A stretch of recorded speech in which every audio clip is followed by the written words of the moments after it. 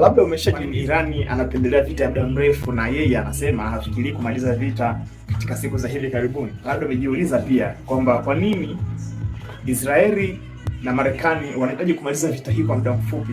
Katika hesabu za Iran sasa hivi imebaki akishambulia kwa kutumia drones zinazoitwa Shahid, na ambazo gharama yake ya uzalishaji ni almost $20. Ana uwezo wa kuzalisha zaidi ya droni 100 ndani ya mwezi huo. Israeli na mshirika wake Marekani wanatumia mfumo wao wa ulinzi wa THAAD kwa ajili ya kuzintercept na kuzidungua hizi droni za Iran kabla hazijalipuka na kusababisha madhara ardhini au katika target zilizolengwa.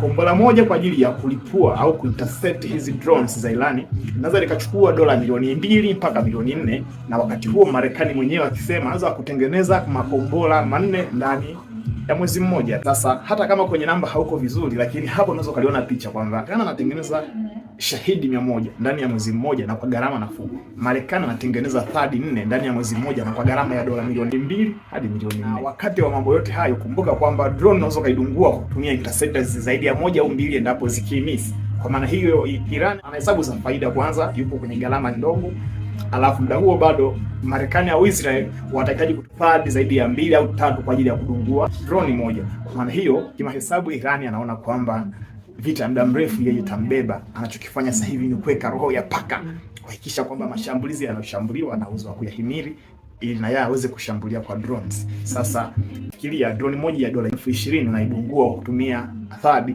ya dola milioni 4. Hii ni sawa na kuzuia baiskeli kwa kutumia Lamborghini hivi.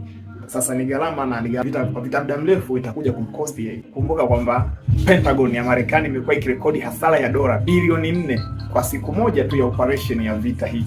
Sasa endapo vita ikaendelea kudumu kwa muda mrefu, maana yake Marekani ataingia gharama kubwa sana ya kuendesha vita hii. Sasa wewe unaonaje kwamba vita hii itaweza kwenda muda mrefu, au vita hii itakuwa ni ya muda mfupi tu na Marekani ataimaliza, au Irani ataweza kufanya vita muda mrefu na kusababisha madhara kwa Marekani?